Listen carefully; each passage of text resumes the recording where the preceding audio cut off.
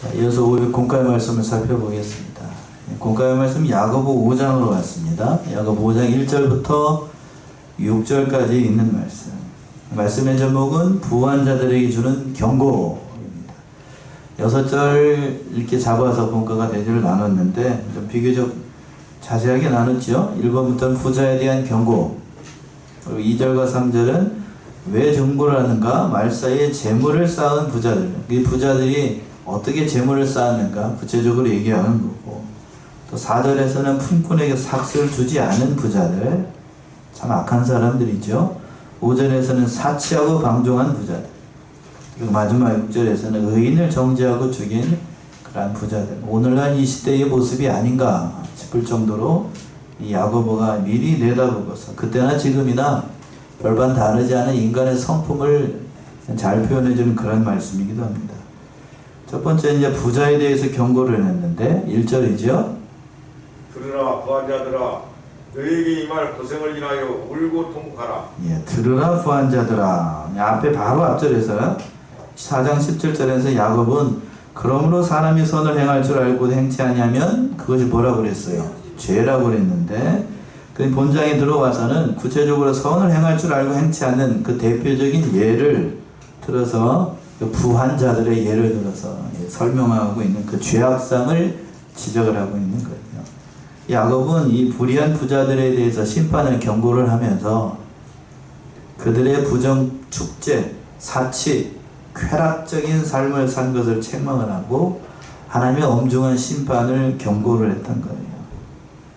하반절에 맨 뒤에 있는 것부터 보면 울고 어떻게 하라고 되어 있어요? 통곡하라 라고 되어 있는데, 여기서 운다는 얘기는 우는 소리, 곡하는 소리 비슷하게 들릴 정도로 크게 올라가는 거고, 통곡하라는 말도 역시 그냥 눈물 흘리는 정도가 아니고 울부짖으라는 의미에 가까워요. 그러니까 울고 통곡하라는 얘기는 단순한 그런 울음이 아니고 다가올 심판을 바라보면서 허리가 끊어질 정도로 슬프게 울부짖으라는 얘기예요. 허리가 끊어질도록 울부짖는다, 그렇게 표현한 대목이 있는데, 에스겔 21장을 한번 가보시겠습니까? 에스겔 21장 6절부터 7절.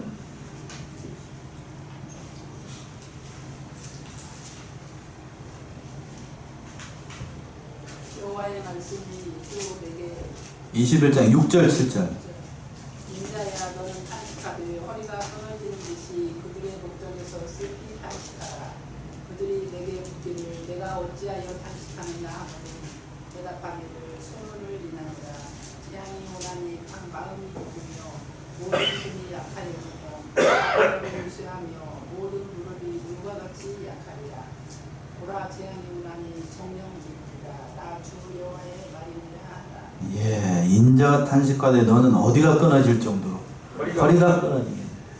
왜 탄식을 해야 되는가? 그 한 쭉 요시 보시면 재앙이 다가오기 때문에 허리가 끊어진다. 그러니까 허리 아파 보신 분, 웬만한 사람들은 다 허리 아파 보셨을 거예요. 저도 이게 2시간 하고 내려가잖아요. 허리가, 세상 표현으로 허리가 끊어지려고 그래요, 그냥. 근데 허리가 끊어질 정도로 울부짖으라는 얘기니까 얼마나 깊이 탄식을 해야 되는가? 왜 탄식을 해야 되는가? 중반절에서 그랬어요. 너희에게 임할 뭘 때문에? 고생 때문에. 부자들이 통곡하고 울어야 되는 이유는 너희에게 임할 그 고생을 인해서, 그 고통 때문에 부르짖으라는 얘기인데, 개혁성경은 이걸 고생이라고 번역을 했는데 엄밀한 의미는 재난 또는 비참한 일을 얘기를 합니다. 이 말씀을 누가복음 신약성경에서는, 다른 복음서에서는 누가복음 16장 22절에서부터 23절까지는 부자가 겪게 되는 음부의 고통을 얘기를 하는 거예요. 그냥 단순한 고통이 아니고. 찾아보세요. 누가 16장 22절부터 23절, 25절. 누가 16장 22, 25. 이에 그 거지 가지고 천사들에게 16장 맞아? 네, 맞아요. 거기 그 단문 맞아요.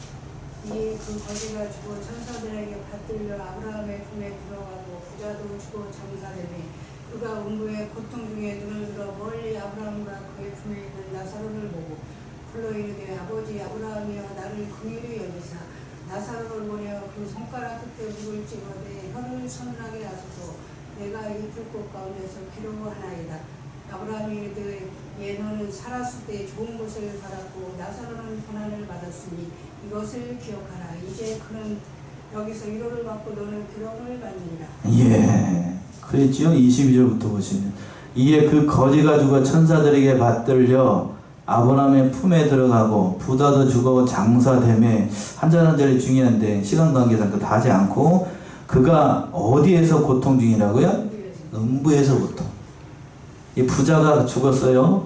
음부에서 고통 중에 눈을 들어 멀리 아브라함과 그의 품에 있는 나사를 보고 이 불꽃 가운데 24절 하반절에는 이 불꽃 가운데서 괴로워합니다.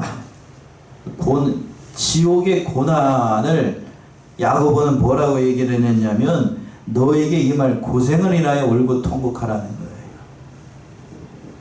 그러니까 지옥 고통을 얘기를 하는 거예요. 허리가 끊어지는 고통은 지옥 고통을 얘기를 하는 거예요.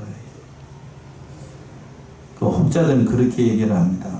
육신이 죽어버려가지고 지옥에 가면 고통을 느낄까? 여러분 어떻게 생각하십니까? 네? 육신이 죽었는데 고통을 느낄까? 그렇게 얘기를 해요. 전도사님이 제 얘기 잘 하셨는데 정말로 느낍니다. 여러분은 꿈꿀 때 고통을 느끼나요? 안 느끼나요? 네? 육신적으로는 안 느껴도 뭐가 느껴지죠? 영적으로 느껴집니다. 영적으로 공포가 다가와요. 저도 요즘 이상한 꿈을 좀 많이 꿨는데 평생 잘 꾸지도 않던 그런 꿈을 꿨어요. 그래서 당하는 고통이 대단하다고요. 제가 그래서 좀 기도가 필요한 것 같아요. 여러분들 좀 기도해 주시고, 예, 그러한 고통이에요. 그러한 고통. 물론 육신적으로도 당할 고통도 어떤 분들은 얘기를 한다라고 했는데 제가 봤을 때 영적인 고통이에요. 예수님이 십자가에서 당하신 고통을 표현할 때에 그렇게 표현을 해요. 육신이 당하는 고통, 그리고 이 인격이 당하는 고통, 마음이 당하는 고통, 그리고 영적으로 하나님과 분리되는 고통. 여러분들이 셋 중에 어느 게 제일 클 것 같습니까? 우리는 인간이니까 단순히 이 손바닥에 못이 들어오고 이 발에 못이 들어오는 것이 극도의 고통이었을 것이다 라고 생각을 합니다만 천만의 말씀이죠. 뭐가 당하는 고통? 영이, 하나님의 영이 본래부터 하나님과 분리가 되본 적이 없는 하나님이셔요. 예수님 성부 하나님이, 성자 하나님이 하나님과 십자가상에 어떻게 됩니까? 분리가 돼요. 끊어지는 고통. 우리는 맨날 끊어지니까 이게 끊어진다는 게 뭔 의미라는지 모르죠. 맨날 끊어져 있으니까 가끔 연결되어 있고 한참 끊어져 있다 보니까 그게 뭔지를 잘 모르는데 예수님은 그래서 그랬잖아요. 어찌하여 나를 어찌하시나이까? 버리시나이까. 그때 그 고통을 느꼈어요. 엘리 라마사 어찌하여 나를 버리시나이까. 말할 수 없는 고통이라고 말할 수 없는 고통. 지금 여기서 위로를 받고 너는 괴로움을 받는다고 하는 건 그 고통을 얘기를 하는 거예요. 물론 육신적으로도 고통을 받을 거예요. 육신적으로 고통을 받는다는 건 다시 그들이 어떻게 돼가지고 부활해가지고 우리는 어떻게 되고 희락과 기쁨의 세계에 들어가게 되겠지만 이들은 죄송합니다만 더 큰 고통, 육신의 고통까지 그때는 부활했으니까 육신의 고통도 있겠지요? 그런 고통이 있게 되는 거예요. 그런 고통, 그 고통을 바라보면서 울부짖으라고요. 그러니까 예수님께서 이 말씀을 하시는 것도 마찬가지예요. 야고보도 역시 마찬가지고 선지자적인 관점에서 예수님께서 하신 그 말씀도 있었고 또 하나님의 심판이 임하게 될 그 부자들의 그 말로를 생각을 하고 가슴을 치면서 울고 회개하라. 쉽게 얘기해서 회개하라는 얘기예요. 그러니까 행간을 살펴보게 되면 감춰져 있는 그 말씀을 생각해 본다라고 하면 이 세상에서 믿는 자들이 세상적인 불만을 축적하고 그 삶의 목적으로 살아가게 되면 말세가 어떻게 된다는 거야? 고통당하게 된다는 얘기예요. 고통을 당한다. 성경에서 보시게 되면 물론 부한 것 자체, 성경에서 그랬어요. 부 자체를 하나님께서 책망하시지는 않았어요. 부한 것, 물질을 많이 가지고 영육간에 부유하게 사는 것 자체를 성경이 죄라고 얘기하지 않았다고요.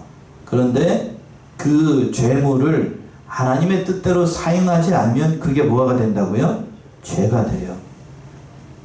그러니까 사람이 여기서 생각하면 그건 뭐 재물을 제대로 잘 쓰면 되죠 목사님 그거 쉬운 거네요 라고 얘기를 하는데 쉬울까요? 여러분 한번 생각을 해보세요. 부패한 인간이 하나님의 주신 재물을 가지고 하나님의 뜻에 맞게 잘 사용을 할 수 있다. 물론 잘 사용하면 좋은데 많으면 많을수록 하나님께서 주신 재물이 많으면 많을수록 죄짓기가 쉽겠어요? 선하게 사용하기가 쉽겠어요? 죄짓기 쉽죠. 죄짓기 쉽다. 100억을 가진 사람은 100억을 가진 만큼 죄를 짓고 10억을 가진 사람은 얼마를 가진 만큼? 10억을 가진 만큼 죄를 져요. 왜 그걸 어디서 아는가? 아이들은 아이들 수준에서 죄를 짓습니다. 그런가요? 예?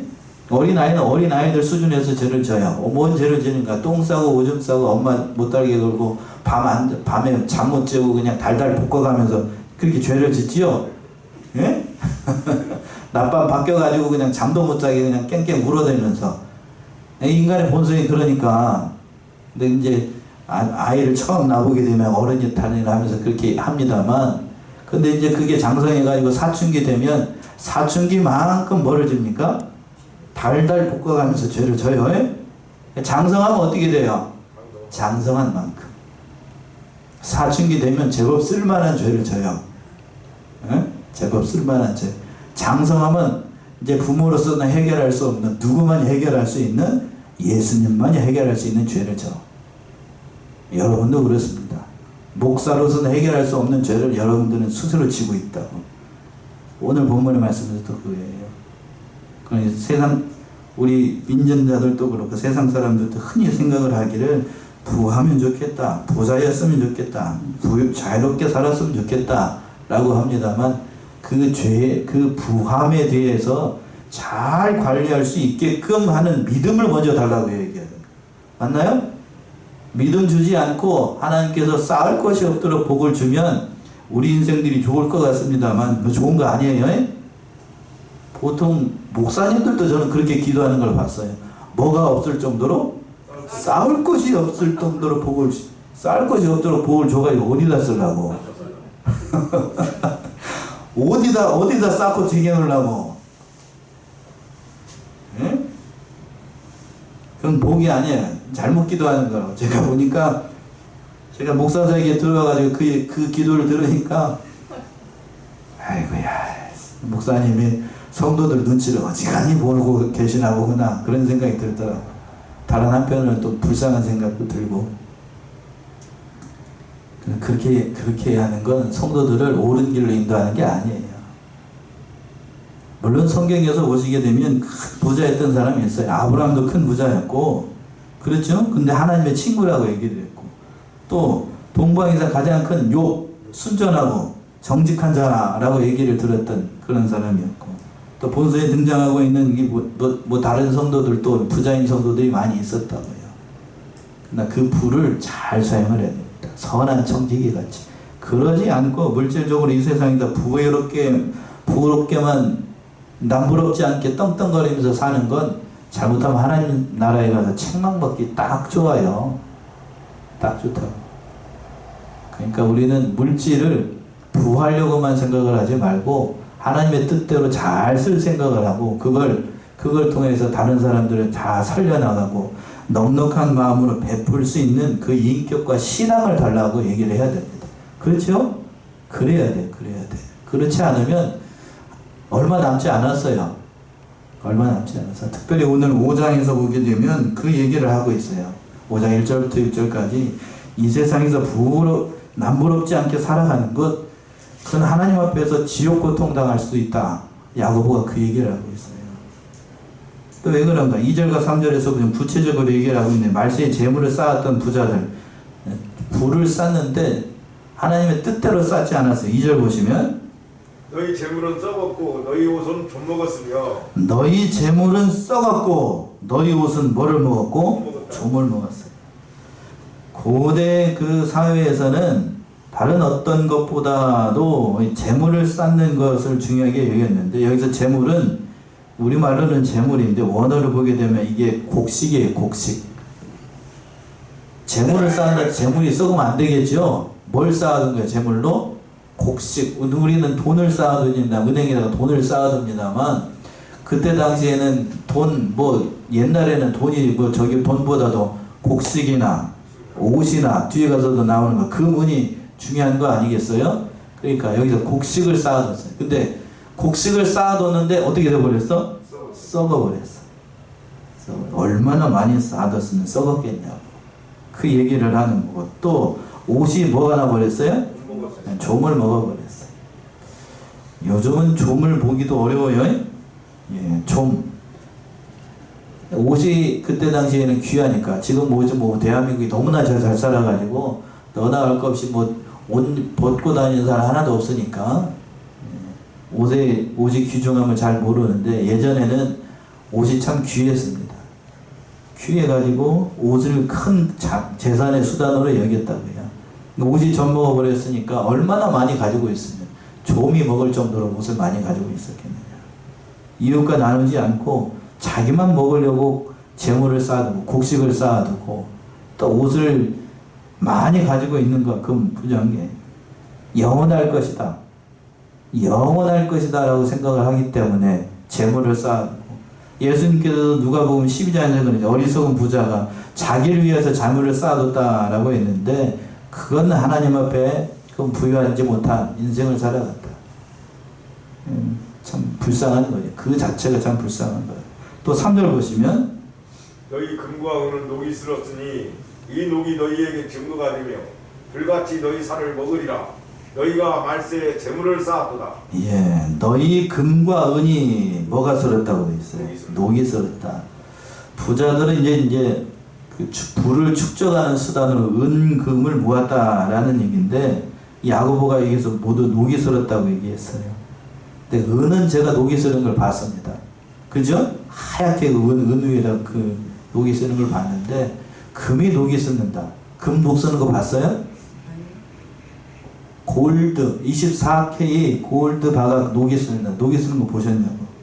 근데 이거는 그러니까 그 은은 녹이 쓰는데 금은 녹이 잘 쓰지 않아요. 근데 이렇게 표현을 한 거는 상징적인 의미인데, 하도 안 쓰고 쟁여만 놓고 사니까 뭐가 사는 거예요? 녹 쓰는 거예요. 예, 완전히 그냥. 오늘날에도 금이 얼마나 비싼지 이제 제가 확인을 안 해봤는데, 얼마 전까지 거의 그람당 얼마야? 거의 10만 원 가까이 육박을 하는 것 같은데 지금 얼마인가 모르겠네. 한 돈에 50만 원. 예, 그렇죠. 엄청나게 올랐죠. 제가 그때 그래서 그 코로나 일어나기 전이요. 코로나 일어나기 전에 지금쯤 금을 사면 벼락부자가 될 텐데 라고 이렇게 얘기했거든요. 주위 있는 사람들한테. 그때 샀으면 여러분 떼부자 됐을 거예요. 지금은 늦었죠. 지금은 늦었는데 뭔 얘기를 하려고 목사가 말씀 안 하고, 그만큼 그 금이라고 하는 게 귀한 가치이기 때문에 이렇게 예나 지금이나 그 얘기를 하는데, 근데 그 금이 녹이 슬어버렸어. 녹이 슬어버렸어. 가난한 자들에게 줘야 될 그 부를 하나님의 뜻대로 사용을 하지 않으니까 그 녹이 슬어버렸어. 그 녹이 슬게 되면 어떻게 되는가? 그 하반 중반절에 있는 것처럼 이 녹이 너에게 증거가 되며 불같이 너의 살을 먹으리라. 이 녹, 올바르게 사용하지 못한 재물이 결국 하나님 앞에서 고발을 해가지고 정죄를 받게 된다. 죄를 피할 수 없는 결정적인 증거가 된다는 거예요. 뭐같이 너희 살을 먹는다고요? 불같이 너희 살을 먹어. 최후 심판의 때에 그 부자들에게 철저하게 이 파멸이 일어날 것, 하나님의 공의로운 심판이 일어날 것을 이렇게 얘기를 하는 거예요. 그러니까 이 말씀을 들을 때마다 나는 부자가 아니니까 나는 뭐 하나님의 심판은 거리가 멀다 이렇게 생각하면 그건 안 됩니다. 이런 마음을 가지고 있는 자체. 그러면서 뭐라고 그랬냐면, 야고보 하반절에 너희가 말세에 뭐를 쌓았도다? 재물을 쌓았다. 말세 성도는 재물을 쌓는 게 아니고 그 재물을 누군가를 위해서 써야 된다. 특별히 누구의 일을 위해서? 하나님의 일을 위해서. 하나님의 일을 위해서. 이병 목사님 강의에서 보니까 그런 표현이 있어요. 자기를 위해서 먹고 사는데 쓰고, 먹고 사는데, 자기를 위해서 먹고 사는데 첫 번째 줬으니까, 하나님께서 재물을 줬으니까 먹고 사는데 쓰고, 충분히 먹고 사는데 쓰고, 그리고 또 뭐를 위해서? 하나님을 위해서, 하나님의 일을 위해서 쓰고, 그 남는 것이 있으면 누구를 도와야 된다? 이웃을 도와야 된다. 이렇게 되어 있어요. 맞는 얘기죠? 예. 먹고 살지도 못하는데 그냥 다른 사람도 하나님의 일을 하는 건 그건 인간의 본성이 아니에요. 인간의 본성이 아니라고. 그러니까 인간은 이기적인 동물이기 때문에 먼저 자기가 먹고 살아야 여유가 있어야, 자기 배가 불러야 다른 사람도 보여요. 그러니까 먼저 자기 일을 위해서. 그러니까 경제 체제 가운데에 자본주의 체제가 가장 인간의 이성에 맞아요. 인간의 본성에 맞다고. 본성. 그러니까 왜 자본주의가 왜 공산주의나 사회주의나 다른 것에 비해서 왜 이게 부하게 될 수밖에 없는가? 자본주의는 인간의 욕심을 인정을 해요. 이해되십니까? 인간의 욕심을 인정을 한다고. 그러니까 사적인 재산을 어떻게 한다고요? 인정을 해. 열심히 일하면 자기 주머니로 자기 돈이 쌓이게끔 인정을 한다고요. 근데 다른 사회주의나 공산주의는 그걸 인정을 해야 안 해요? 안 해요. 안 하니까 열심히 일할 것 같습니까? 안 할 것 같습니까? 내 일을 해도 안 해. 지금 그 사회주의 사상이 있는 뭐 공산국가 같은 나라는 잘 살 수도 없는 거고, 그 자체가 잘못되어 있기 때문에. 그리고 또 유럽이 선진국이라고 얘기를 하는데, 노르웨이나 스웨덴이나 그 핀란드나 이런 나라들 있잖아요. 그 북유럽에 있는 나라들. 그리고 저기 덴마크 이런 나라들은 열심히, 카나다 이런 나라도 마찬가지고, 여러분들이 열심히 일해도 만약에 100만 원을 받는다 그러면 세금으로 얼마를 떼갈 것 같습니까? 얼마를 떼간다고? 국가에서 세금을 절반 이상을 떼가. 얼마를 떼간다고요? 정신이 번쩍 나지 않습니까? 10%도 아니고, 부가세 10% 떼가는 게 아니고, 가끔세 10% 떼가는 게 아니고, 여러분 오늘에서 1000만 원을 번다 그러면 600 가까이를 뭘로 떼가버려? 세금으로 딱 떼가버려. 이 국가에서 그렇게 떼간다고 우리나라 사람들 다 일어날 거야, 아마. 다 일어날 거야. 그러니까 그 여파 때문에 북유럽은 그래도 좀 나아요. 의식이 어느 만큼 올라와 있으니까. 이렇게 올라와가지고 내가 열심히 일해서 다른 사람들을 살찌우겠다. 기독교적인 세계관도 있고 그게 익숙해져 있기 때문에 괜찮은데, 우리나라는 그렇게 아직 안 돼 있어. 딱 열심히 일했는데 국민연금 이렇게 떼가는 것도 많이 떼간다고 난리가 나는 마당에 안 그런가요? 난리가 나는 마당에 그냥 그 어떻게 하면 안 낼까 그냥 꼼수 쓰고 있는 사람, 백성들 앞에 우리가 내고 있는 월급이 그냥 60%를 확 떼간다. 되겠냐고. 되겠냐고. 뭐 물질 얘기하다가 거기까지 나왔는데, 그만큼 물질을 하나님 앞에 바로 쓰기가 쉽다고요? 어렵다고요? 어려워. 어렵다. 그래서 디모데전서 6장을 하고 이렇게 얘기를 했습니다. 디모데전서 6장 17절에서부터 19절. 내가 이 세대의 부한자들을 명하여 마음을 높이지 말고 정함이 없는 재물에 소망을 두지 말고 오직 우리에게 모든 것을 후히 주사 누리게 하시는 하나님께 두며 선한 일을 행하고 선한 사업에 구하고 나눠주기를 좋아하며 동정하는 자가 되게 하라. 이것이 장래에 자기를 위하여 좋은 터를 쌓아 참된 생명을 취하는 것입니다. 예, 내가 이 세대의 부한자들에게 명하여 마음을 높이지 말고 정함이 없는 재물에 소망을 두지 말고 오직 우리에게 모든 것을 후히 주사 누리게 하신 하나님께 두며 선을 행하고 선한 사업을 많이 하고 나누어 주기를 좋아하며 너그러운 자가 되라야. 이것이 장래에 자기를 위해 좋은 터를 쌓아 참된 생명을 취하는 것이다. 그러니까 이 세상에만 쌓아두지 말고 하나님의 일을 위해서 많이 쓰고 일을 위해서 힘써서 해야 됩니다. 앞에서도 제가 북유럽 얘기를 했습니다만 그들은 의식 자체가 잘 되어 있어요. 잘 되어 있어서 그런 것을 해도 좀 무방합니다만 우리나라는 아직 여러분들이 객관적으로 생각해 보세요. 그렇게 하면 되겠어요? 안 되겠어요? 우리나라는 안 됩니다.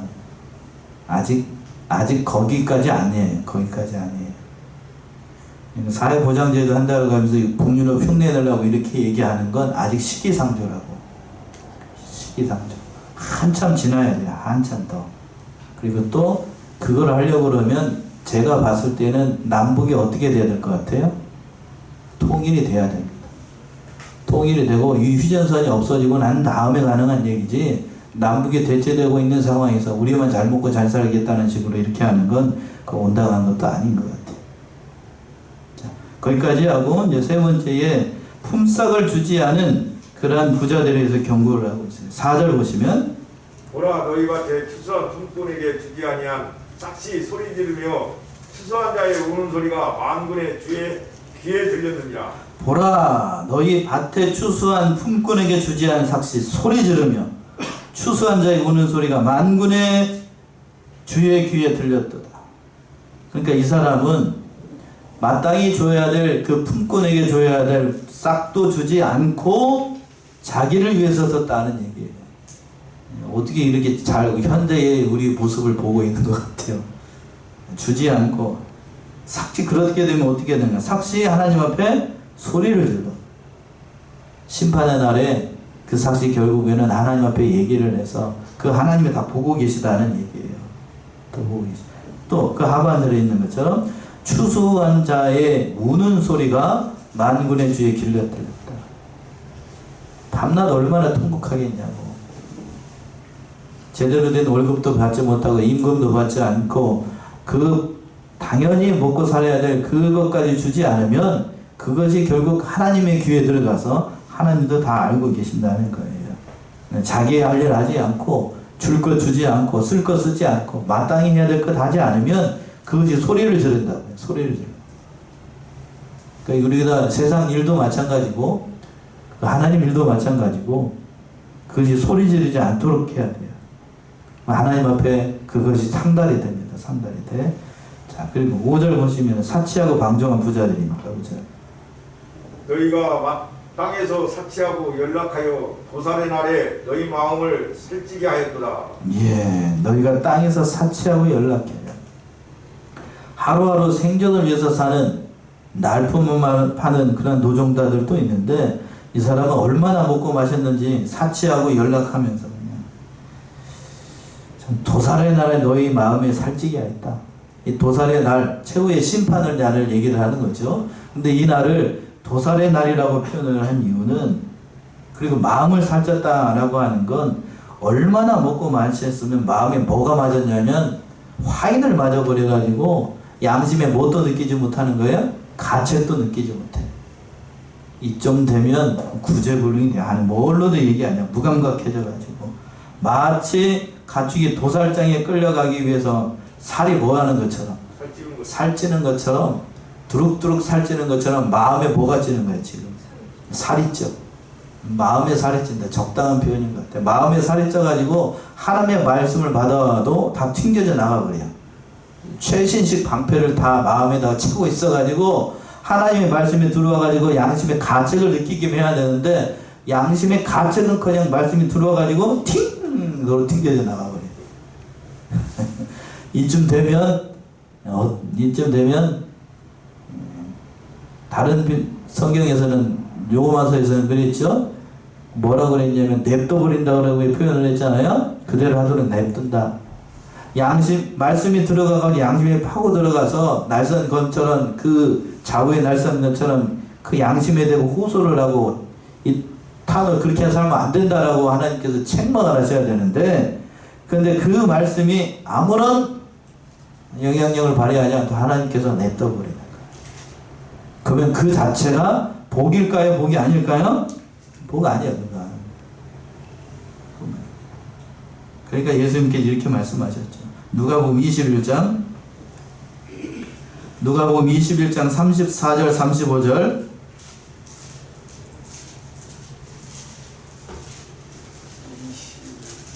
21장 34, 35 너희는 스스로 조심하라.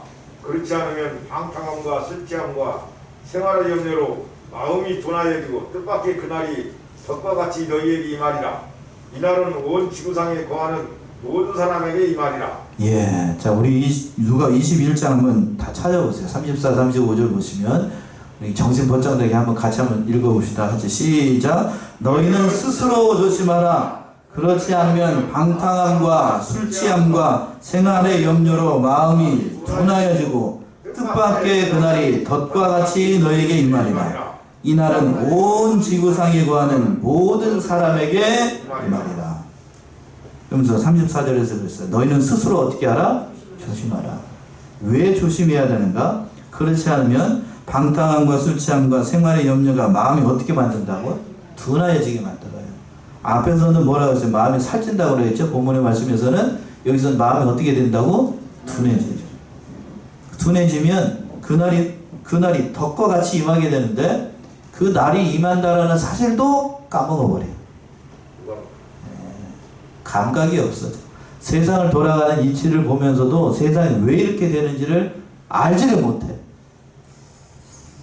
그 이쯤 되면 참 어떻게 할 수도 없어요.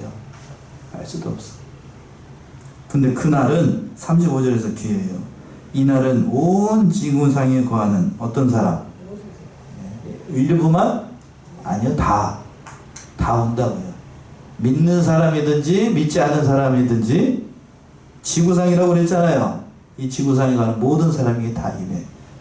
그날에 하나님의 심판이 임해요. 오전에서 말씀드렸던 것처럼 그날이 믿는 자들에게는 기쁘고 감사하고 즐겁게 헌신하는 날이 되겠습니다만 믿지 않는 사람들에게는 그날이 모든 날이에요. 그 예전 오전에 있었던 것처럼 땅에 뭐가 깔리는 날? 시체가 깔리는 날이 돼요. 아주 끔찍한 날이 된다.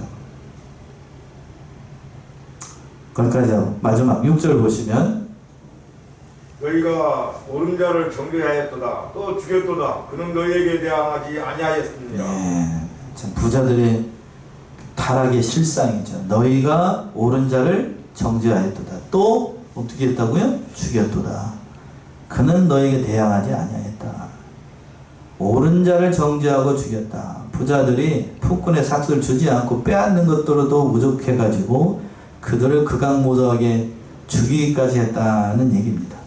여기서 옳은 자를 놓고 여러 가지로 얘기를 해요. 이 옳은 자는 뭐 첫 번째 예수님을 얘기를 하는 것이다 라고 얘기를 합니다만 물론 성경에서 이렇게 옳은 자를 예수님이라고 얘기하는 대목들이 많이 있죠. 근데 본문의 문맥상으로 이 옳은 자를 예수님이라고 하는 건 조금 문제가 있어요. 앞뒤 문맥을 봤을 때에 이 옳은 자는 누구를 얘기를 하는 거예요? 가난한 자들, 예수 그리스도를 위해서 헌신하는 그 모든 사람들을 얘기를 하는 거죠. 그 사람들 정죄하고 죽였다고요. 근데 그 사람이 너에게 대항하지 않아요. 아무 일도 하지 않는데 그들의 것을 착복하고 빼앗고 그들을 죽였다는 거예요. 그러면 그들이 결국 하나님 앞에 호소하게 될 거고 너는 그 정죄를 피할 수 없다는 얘기입니다. 그러니까 우리는 이런 자들이 되면 안 돼. 그러니까 부하려고만 생각하지 말고 성도들이 그렇게 얘기를 해요. 나도 부자로서 살고 싶습니다 라고 하는 것보다도 그렇게 기도해야 될 것 같아요. 저는 정직하게 하나님 옆에 살기를 원합니다. 또 물질을 주신 것을 하나님의 뜻대로 쓰기를 원합니다. 이렇게 기도를 해야 될 것 같아요. 더 현실적으로 기도한다라고 하면 그 잠언에 있는 아골의 기도처럼 나를 부하기도 말고 또 그렇다고 또 어떻게 하기도 말고 가난하기도 말고. 부하게 되면 어떻게 되니까요? 죄짓기 쉽고 또 가난하게 되면 뭐 하기 쉬우니까 남의 것을 어떻게 하기 쉬우니까 도둑질하기 쉬우니까 이래도 죄짓는 인생이고 저래도 죄짓는 인생이니까 여러분처럼 이렇게 살기를 원해야 돼. 이렇게 살기를 원해요. 갑자기 하늘에서 날벼락 떠가지고 그냥 이렇게 치는 건 온다는 거 아닌 것 같아요. 그러니까 여러 이 사실을 깨달아서 정말 하나님 앞에 부하려고만 하지 말고 하나님의 일에 좀 더 충성하게 나가는 사랑하시는 성원의 성도님들 모두가 되시기 바랍니다. 기도하겠습니다.